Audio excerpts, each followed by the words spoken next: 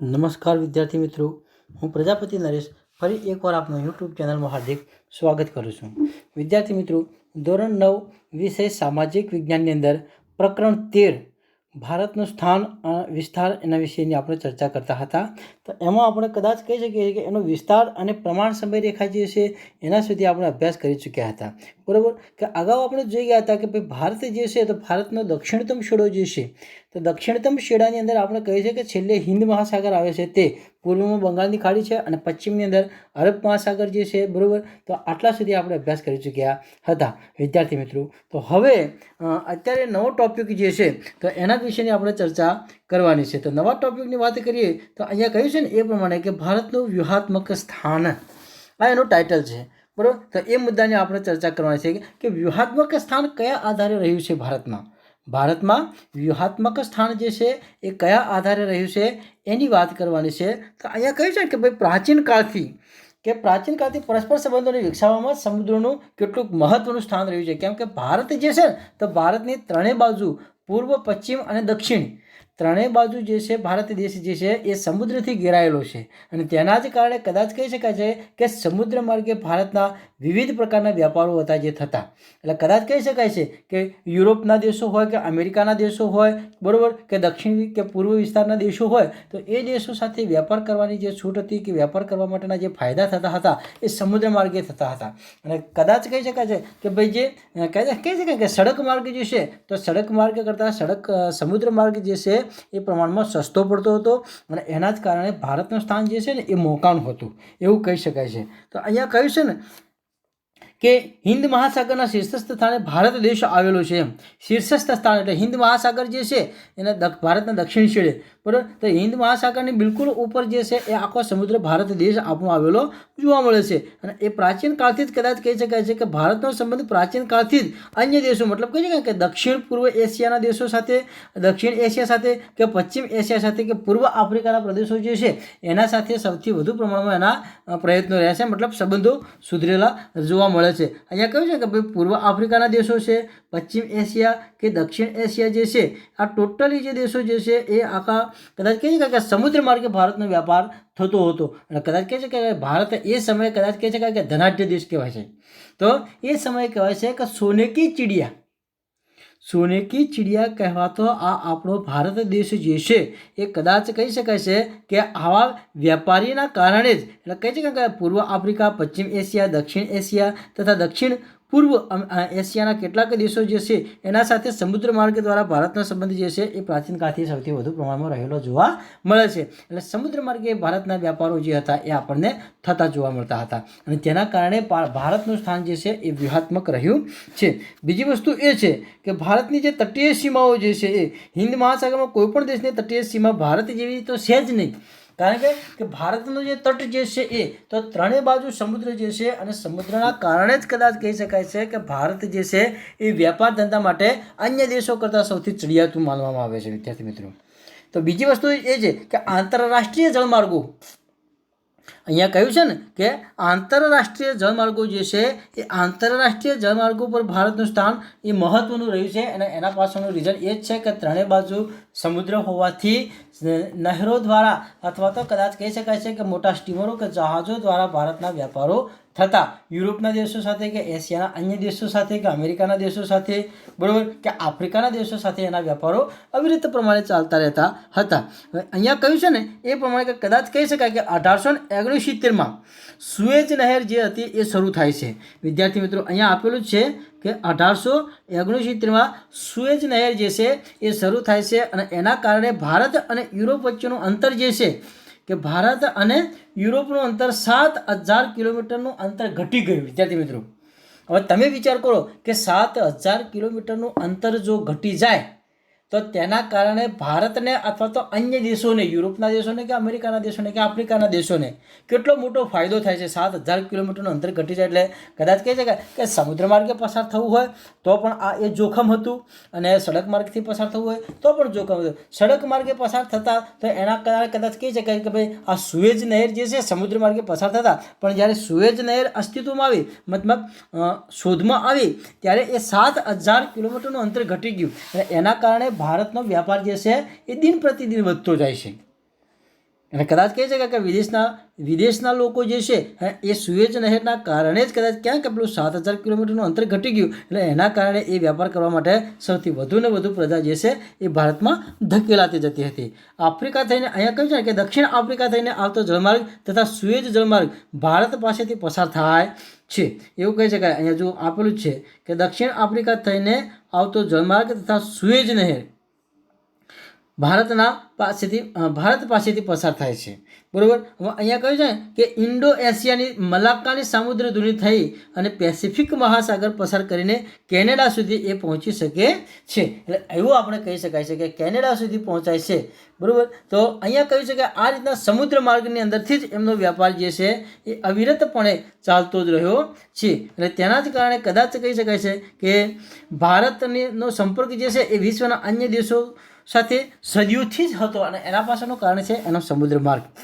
વસ્તુઓ અને વિચારોનું આદાન પ્રદાન પ્રાચીન કાળથી ભારતની અંદર થઈ રહ્યું હતું, બરાબર. કેવા કે વિચારો જે છે એ અથવા કોઈ પણ પ્રકારની વસ્તુ જે આપણે કદાચ કહીએ કે ગરમ મસાલા છે કે તેજાના છે કે ગરમ કાપડ છે કે રેશમી કાપડ છે, આ બધી જ વસ્તુની જરૂર વિદેશમાં પડતી હતી અને એ ભારતની અંદર જ ઉત્પન્ન થતું હતું. અને એના કારણે કદાચ કહી શકાય છે કે ભાઈ વિદેશના લોકો જે છે એ સમુદ્ર માર્ગે અથવા તો સુએજ નહેર થઈ અને ભારતની અંદર પસાર થતા હતા. તો વિદ્યાર્થી મિત્રો અહીંયા કહ્યું છે એ પ્રમાણે કે કદાચ કહી શકાય કે આ જે સુએજ નહેર જે છે એ આપણે નક્ષામાં દ્રષ્ટિપાત કરીએ તો ક્યાંથી ક્યાં સુધી પસાર થાય છે એ તો જો વિદ્યાર્થી મિત્રો આ જે સ્થાન જે છે એ સુએજ નહેરનું છે, અને અહીંયા જે વિસ્તાર જે છે આ ટોટલ વિસ્તાર જે છે એ યુરોપ ખંડના દેશો છે.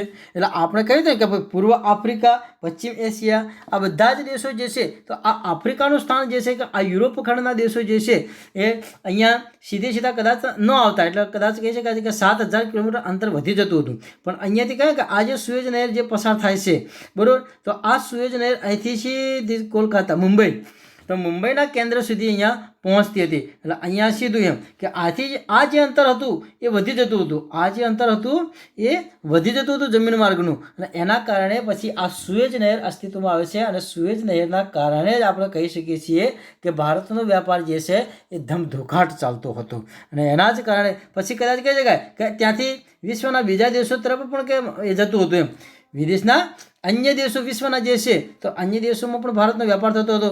કેન્દ્ર સ્થાન તો મુંબઈ જ હતું એમ. ત્યાર પછી અહીંયા કહ્યું છે એ પ્રમાણે અહીંથી લઈ અને સીધા આ થાઈલેન્ડ કહેવાય જે છે એ કે થાઈલેન્ડ કે બેંકોક જે છે એ, બરાબર. અને બીજું એક કેન્દ્ર ભારતનું હતું કોલકાતા,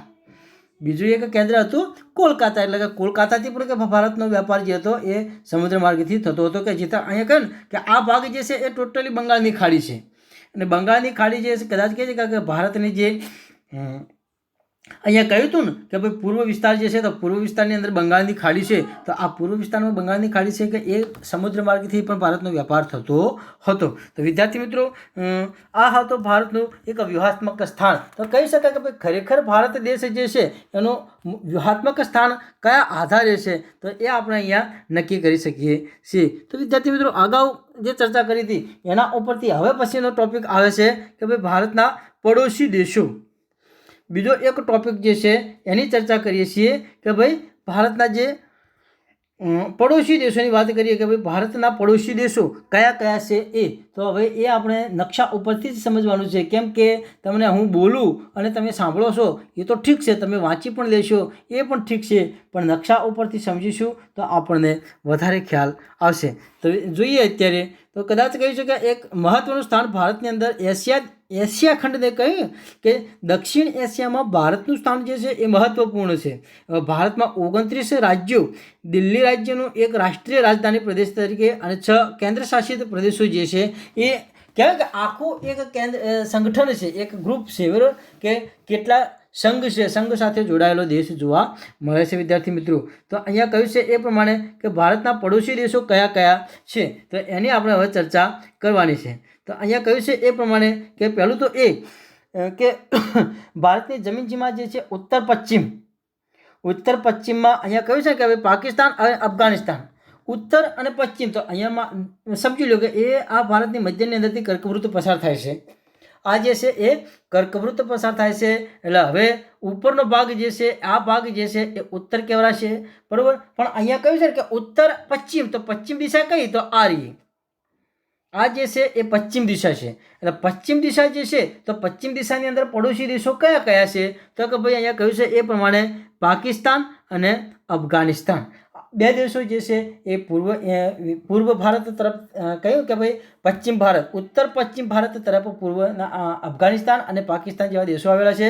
અને ઉત્તર પૂર્વની વાત કરીએ તો આ ઉત્તર દિશા તો છે જ, પણ પૂર્વ દિશા એટલે કઈ, તો પૂર્વ દિશાની અંદર અહીંયા કહ્યું છે એ પ્રમાણે આ પૂર્વ દિશા છે. તો પૂર્વ દિશાની અંદર કયા કયા દેશો એવા છે કે જે ભારતનો ખરેખર પડોશી દેશો કહેવાય, તો જે છે ચીન છે, પછી અહીંયા કહ્યું છે ને કે ચીન, પછી તિબ્બત જે છે એ તિબ્બત છે, તિબ્બત પછી અહીંયા ભૂટાન જે કહેવાય છે એ. તો આ બધા જ દેશો જે છે એ, પછી એના પછી નેપાળ પણ છે કદાચ, બરાબર. ચીન છે, ચીન પછી આટલામાં ક્યાં કે નેપાળ છે, તો એ નેપાળ છે, ચીન છે, ભૂટાન છે, બરાબર. આ બધા જ દેશો જે છે એ ઉત્તર પૂર્વ તરફ આવેલા પડોશી દેશો છે.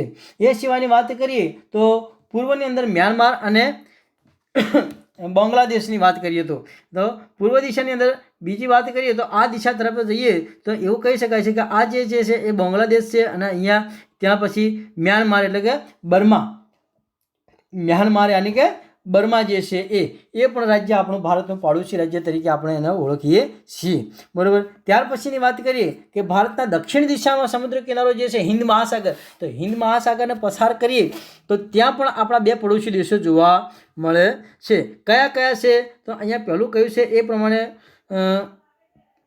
પહેલું જે છે ને એ અહીંયા કહ્યું છે ને એ પ્રમાણે શ્રીલંકા.